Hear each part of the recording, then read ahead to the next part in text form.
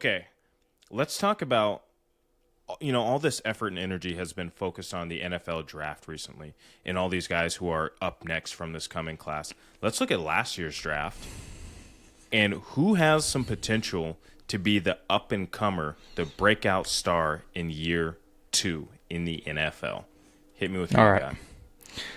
I think there's a couple that are like the obvious ones that I don't want to use. The Luther Burdens, Yep. the Emeka Ibukas, where like these are guys, and maybe Ibuka is one because we saw him play well for only pretty much half the season, but Yeah. um, Injury. a name. A name you might have. We haven't cross referenced these lists, so Jaden Higgins from the Texans is a name that I'm like, this is a guy that you got him too, don't you? Yep. He's on the list. Listen, 500 yards, 6 touchdowns. We've talked about how banged up their wide receiver room is year in and year out. Nico and Tank both dealing with injuries all the time. The ball's got to go somewhere. Somebody's got to catch it. And he looked Yeah. good. He showed flashes of, honestly, just good route running, mature route running. He's made a lot of improvements, and he's not just like the big guy who's just going to run down the field. So that's a name that I think we're going to look out for. And now, granted, of course, we want to see Nico and Tank Dell come back and have a full season finally of Yes. injury-free football. But we talked about they got another lineman that's going to buy another half a second for CJ Stroud in the pocket. They're going to get some relief with the run game now, finally getting David Montgomery. I like it. I like him in year 2. Yeah. Tell me about him. Yeah, I like him here in year 2. I don't have any notes to add on that. I think a big player or a big thing about Jaden Higgins is the reliability that he's going to need to have with CJ Stroud this year. Again, because that wide receiver room was so injured last year, there is a real and they didn't draft a wide receiver, I think, until round 6 or 7. 6, 7. I'm not. I hate that I did that. I'm so sorry. That's getting cut. So he's gonna he.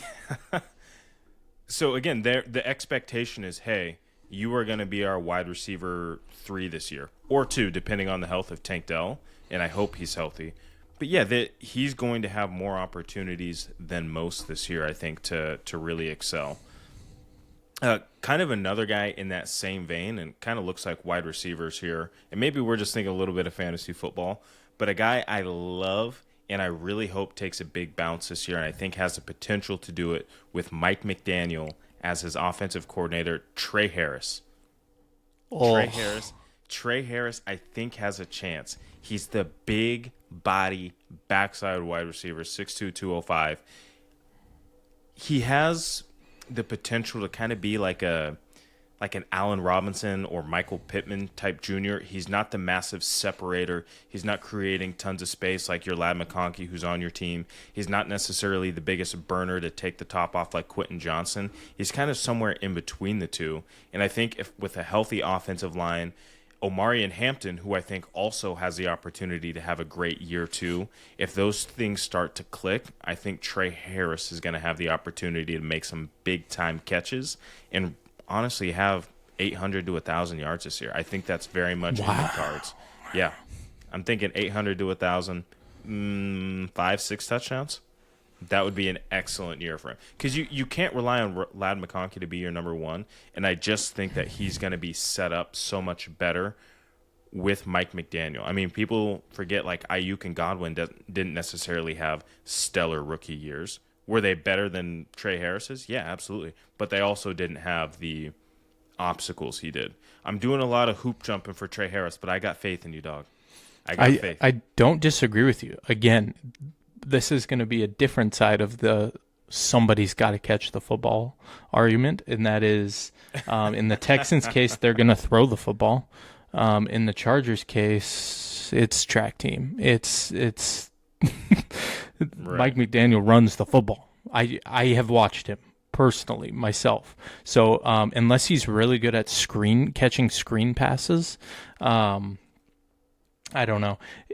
Here's the thing I'll say. Did you just call Quinn Johnson a burner? Is that what you used to describe him as? Dude ran like a 4.3. Okay. Dude is fast. And then we said he is can't fast. separate like your Lad McConkeys. Bro, you're talking about this receiving room like they're insane. These are bots running out there. Dog, and I am comparing literally one trait about each one of these players and saying what Trey Harris is not. I hear you. But I'll tell you what Trey Harris is. Can separate. Quentin Johnston runs in a straight line better than anybody I know. And you ask him to do anything more than that, I don't know. Without the pads on, if he's in that combine gear, I'm sure he's running quick. But regardless, I think you're right. That's another guy that I'm like, okay, I could see how if somebody's going to step up and give Justin Herbert some go-to hands, it's going to be him. I don't know who else in the room it's going to be, and maybe it's going to be none of them. But if we're talking potential year 2 breakout, he's got a lot of potential. So I don't hate the pick. My next one, I'm going quarterback here. Okay. We've seen that new coaches and quarterbacks take some time to jive. Usually a year at least. You want to get a lot of people in the building. So maybe it's not year 2 that this happens. Maybe it's 1 year of growing pains. But it's Jackson Dart. I love what I've liked him as a prospect since he came out of Ole Miss. He's got a gun. He's starting to get weapons filled in around him. I think another draft of getting more weapons for him is going to be even better. They went and got Isaiah Likely. Like they're doing stuff to make his life a little bit easier.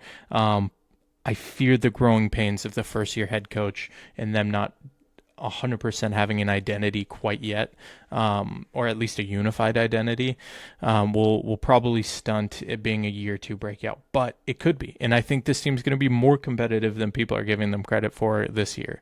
We talked about it, probably like a 4 or 5, maybe 6 win season, but like of their losses, they're going to be giving some people a tough time. They're going to be a physical football team. On the defensive side, obviously they're great, but this is where he's going to have to take a big step into a game manager of really controlling the offense, getting everybody organized and on board, and really learning how to pick apart a defense. So, no one better to teach him than John Harbaugh. Yeah. Unfortunately, John Harbaugh happens to be more of a special teams guy and a walk-around guy, right? He's had great defensive coordinators and some so-so offensive coordinators with the legendary quarterback in Lamar Jackson and Joe Flacco. Are you aware of who the offensive coordinator is for the Giants? You're going to tell me, and I'm going to guess it's probably Matt Nagy. It's Matt Nagy. And you think Jackson Dart has a chance? Are you out of your mind? Come on, man. No, he's got a chance. Come on. Everything that you have said has been picture perfect, right? And I love John Harbaugh culture building. But you are going to Matt Nagy offense building, and it just hasn't been good. It wasn't good in Chicago. It wasn't good when he came back to Kansas City with all-time talent Patrick Mahomes, and it's just not going to be good with the Giants. I'm sorry. I hope it wasn't good with Kansas City. No, Patrick Mahomes was good with Kansas City. Let's be clear. Oh. I must have. Their offensive production went. Can I pose a question to you? Absolutely. You're starting a football team tomorrow. Yeah. You don't have a head coach, but you only got 2 options. Yeah. You got Kevin Stefanski and you got Matt Nagy. Which one are you going with? Kevin Stefanski. Kevin Stefanski at least knows what he wants to be. Matt Nagy is just, I'm not sure, knows exactly what's going on or how to play football. No, he's not a head coach. I think we saw that. But I like him as a coordinator. I don't think he's a great coordinator. I think he's fine. But I also think you're not giving John Harbaugh nearly enough credit. I think that's absurd. That's an absurd take to say he's just a walk-around guy. But I digress. How many blown AFC championships does he have with Lamar Jackson? Here we go. I'm just saying. They haven't had the team. I'm just saying. They haven't had the team. Point blank period. They haven't had the team. They haven't. No.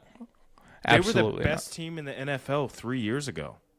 by a long shot, and they choked to the Chiefs, who ended up going on and winning it. They were the best by far over the Kansas City Chiefs even. Yes, they were the best team. Okay. Doug, they blew the doors a off lost of cause. everybody. Yeah. Yeah. Again, I'm saying there's a reason things didn't work out in Baltimore. Okay. There's a reason. And he had to move on. Sometimes your time is up. We know that about Andy Reid. He didn't win any rings Andy Reid in Baltimore. Dog, it's a what have you done for me lately league. He had one of the best defenses in history that year with legendary Joe Flacco slinging the rock. I already gave John Harbaugh credit for having Joe Flacco. Okay, credit's already given. You got what you got. Fine. You got any names for me? Who else? Bringing Who's that next? back to Jackson Dart. Oh my goodness. My next name is a corner, and he's going to be getting a lot of work. He's going to be busy because this team's not going to be very good. Will Johnson. Will Johnson from Michigan, drafted by the Arizona Cardinals. I think he's got extreme potential to be one of those lockdown level Pat Surtain, Sauce Gardner. Who am I missing right now on this list right now? Oh my goodness, Derek Stingley. I'm missing another massive name at corner right now. Oh my goodness. I think you nailed the big one. He's Sauce got Gardner. potential. He's got potential, I think, in year 2 to be really good. He missed, I think, 5 games last year. He had a little bit of a hip injury, a little bit of a knee injury, kind of wasn't fully healthy the entire time. But I think a back end of him and Budda Baker is going to be lethal for teams. Again, they're going to get a lot of work and a lot of action because I don't think they're going to be an excellent team. But if you're looking to a guy to be your number 1 corner on your team, Will Johnson, I think, has an opportunity to have several interceptions, several PBUs, and really just have teams thinking like, man, maybe we shouldn't throw that side of the football. I think Will Johnson's special. We knew it at Michigan. He fell in the draft because of the injuries, but man, I think he's got a shot to be really good. Yeah, he was last year's Tremont McCoy, where he certainly was probably top 10 if there was no injury history. Nobody would have passed up on him, especially any team that needed a corner. So he fell to the Cardinals. Kind of stinks because it's not a great team, but this is the perfect team to go prove that you can stay healthy, you are back to 100%, and make that next leap, and do it at the NFL level and learn how to play football. So, yeah, I don't mind that at all. I think he's going to be solid, and I think he'll be solid for years to come. I just hope it's on a different team because if I could pick one of the biggest dumpster fires in the NFL, it's the Arizona Cardinals. I cannot stand what they've done, and I've said this already, so I don't need to crap on them too much. But man, can I throw out a couple names that I don't think are going to have year 2 breakouts, but it kind of looks like they're poised to? Mm-hmm. I don't think R.J. Harvey from the Denver Broncos running back or Jakrowski Merritt are going to have massive year 2s. Jakrowski Merritt from the Commanders. Right. Stats to back this up, 0. Because they looked great when they had their opportunities. I don't think I'm going to see a big year 2 jump. I think they're going to be 2 guys that are in the rotation, but I just don't see them being all of a sudden, oh my gosh, this guy has to be the new RB1 in our room. And that would make sense for Jakrowski Merritt. I just don't think we're going to see anything. We're not going to see anything better than what they did last year. I think that both of those guys have a ceiling, and that ceiling is going to show itself this year. Does that make sense? Yeah. No, for sure. I slightly disagree on the R.J. Harvey part. I think this will be the telling year. I think you're a year too early on counting him out. I think he's going to get a lot of carries. I think they're gonna treat him like a workhorse, even though that's kind of a tough way to be right after an injury. But we know Sean Payton. We know he doesn't care. If it's not going to be you, it's going to be who's next. So he's going to give you the opportunity as long as you work hard and you produce.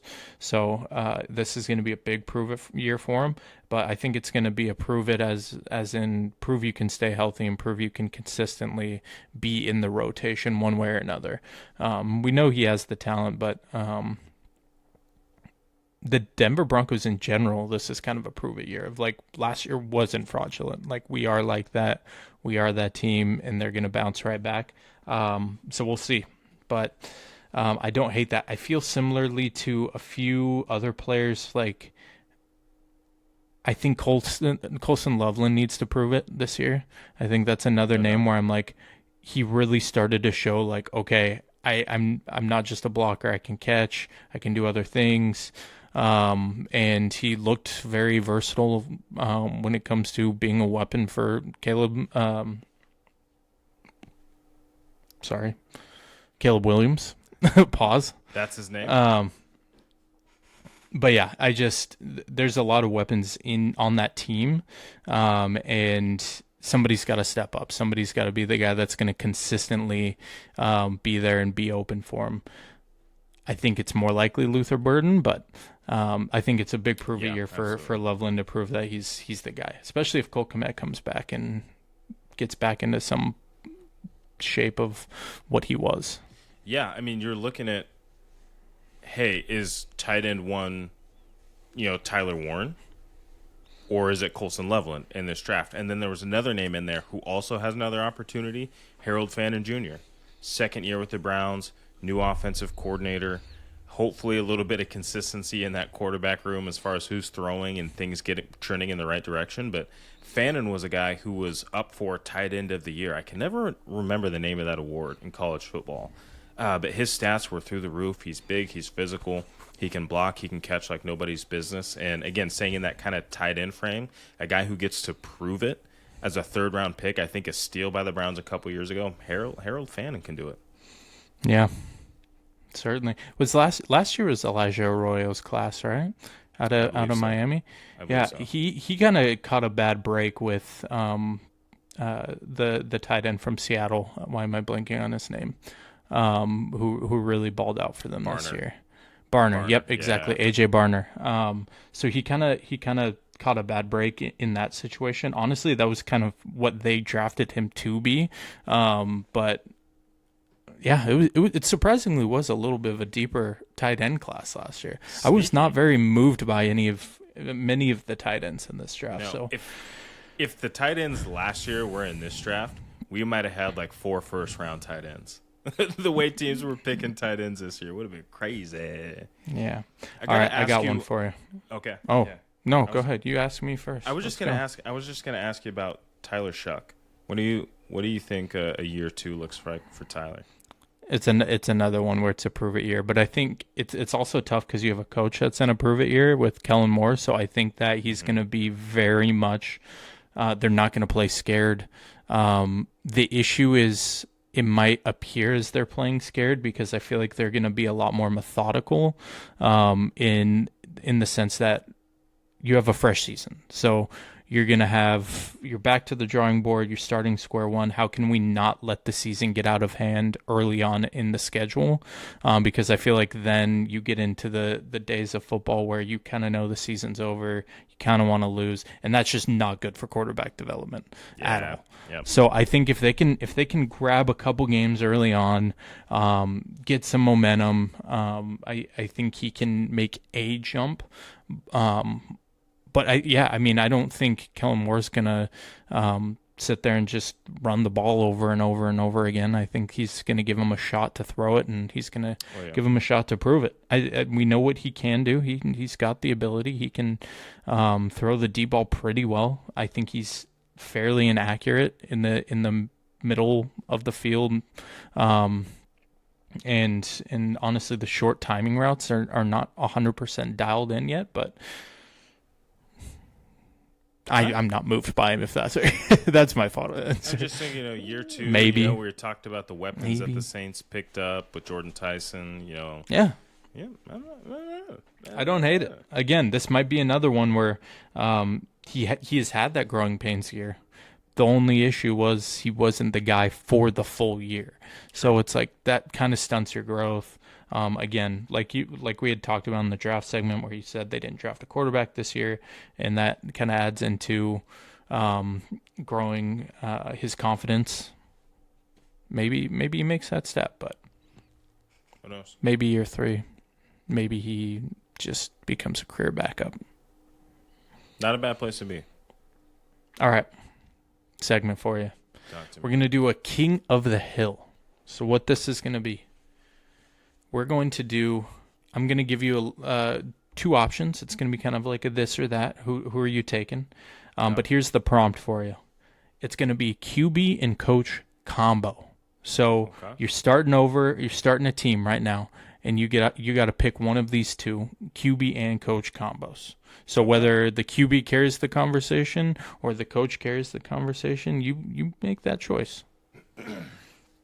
Now I'm going to give you one early, and maybe they stick around for a bit, but you got to have both of them. So you can't take the coach and be like, I'm going to give myself a new quarterback. Is this a random pairing of coaches and quarterback, or is this no? These are real current NFL teams. Okay, gotcha. Yep. Okay. Your first options. Would you rather have Shanahan and Purdy or Darnold and McDonald? Give me Shan and Purd. Really? Yeah. You're starting your team today. Yep. You're okay. Yep. All right. Now, and this is King of the Hill, so you pick them. They're moving on. Okay. All right. So we got Shanahan and Purdy or Bo Nix and Sean Payton. And this is moving forward, man. I'm not going to say like 5 years. I'm not saying 4 or 3. I'm saying you got a team. I like Shanahan and Purdy. I don't like the injury situation for Bo Nix. I feel like that's fair. The full story. That's fair. Yeah, that picture of his leg was no bueno. That was tough. I hope that was AI or somebody edited that, because that did not look good. I hope, yeah. It's not good at all. Okay. So you're sticking with Shanahan and Purdy. Are you taking them, or are you taking T-Law and Liam Cohen? Oh, I want T-Law and Liam Cohen, baby. Yeah, man. If I'm starting today, Liam Cohen, I like that. I like that a lot. Dude, he sold me last year, man. And maybe I am riding the hype, but dude, they looked great. That's the best a Jaguars T-Law team has looked to date. Yeah. So, okay, next one up. You were just bagging on them. You taking them, or you taking Goff and Dan Campbell? I'm taking them because I'm looking going forward. I think Liam Cohen is just a little bit sharper of a decision maker than Dan Campbell's going to be. And Goff, I know what Goff is, and I feel like T-Law still got more in him. You know, Goff had that second revival into his career after getting traded out. You know, I think T-Law's got more in him.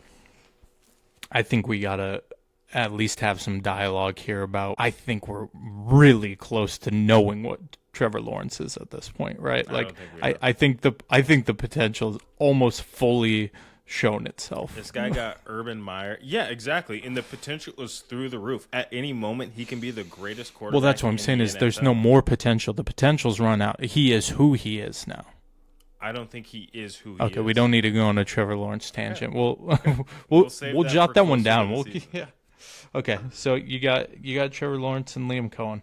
The next one up, Drake May and the man who's been in the news for Abel. And yes, he's coming back, no suspensions. That is a really tough one. It's a tough one. Because I like these do get progressively harder, by the way. Yeah, I like Vrabel. I like Vrabel and May. I think you get to the Super Bowl as a rookie, and I think you get to a Super Bowl as a first-time head coach taking over a dumpster fire. I don't care about what the playoff run looked like. That's really impressive. That's really impressive. His arm strength isn't great, but Trevor Lawrence's is kind of fake strong too. Yeah, I like Vrabel and May. Vrabel and May here. All right, so they're the new king of the hill. We're going to pop on over to the opposite side of the country, to the West Coast. You got Herbert and you got Harbaugh. Herbert and Harbaugh. Who are you taking? Baby. Herbert and Harbaugh. Really? Over Vrabel and Drake May, who you just spoke so highly of. Okay. Every day. Okay. Next up, we got Caleb and Ben Johnson. Caleb and Ben Johnson. Yeah. Yeah, okay, thank you. That would have been a tough one. That's high floor, high ceiling right there. High floor, high ceiling with those guys. Yeah. I'm so glad I put them right after Harbaugh and Herbert because I I You needed didn't want to someone to didn't dethrone want them. to keep hearing Herbert. Okay, now division rival, Love and Mike LaFleur. Come on, get the Packers out of here. I don't even want to Matt hear the LaFleur. conversation. What, did I just call him Mike LaFleur? I don't. That's They're both tough. head coaches. It's fair now. Can't It's distinguish true. between the two. But yeah, I Ben know, but Johnson and one's Caleb Williams, not even yeah. a question. Matt LaFleur loses too many games he shouldn't. Jordan Love is knick-knack injured and will either throw for 10 million yards or just throw 10 interceptions. Yeah. All right. Now the last one, and I really tried to keep all the big names, the Mahomes Reed combos, tried to keep those out of it. But I'm gonna give you one final one. Who's the king of the hill? Is it Caleb and Ben Johnson, or is it gonna be Matt Stafford, old man Matt Stafford, and Sean McVay? If this is going forward, I'm going Ben Johnson and Caleb Williams. Honestly, if you were to ask me outside of Andy Reid and Mahomes, they're probably number 1 and 2 as far as who I would want to go forward with as far as a head coach and quarterback pairing. Unlimited potential, I think, with Caleb Williams, finally getting some structure, some ability. Winning games while not playing very well, I think, is impressive as a quarterback in the NFL. They say wins are a quarterback stat. I don't know. I really like their ability and how they came on late in the year. And I just think that, again, the ceiling is just so high with those two. I'll tell you what, when I built this list and I thought about it myself, that's who I had as my final king of the hill as well. Yeah, And I absolutely. think it's the right answer. I think there's an argument to be made about a lot of them, but man, what they got going on in Chicago, this is like one of the best times I think they've had in a while. Ryan Poles has honestly been a really good GM. I think he's taken the Yeah. team to the next level. Just roster wise, it's the best they've looked. It's the best they've looked in terms of a direction, a commitment to a style of football. Yeah, I mean, even with they those look good, Eberflus man. teams, they weren't winning a lot of games. And this is a shout out Ryan Poles, but their team was uber talented.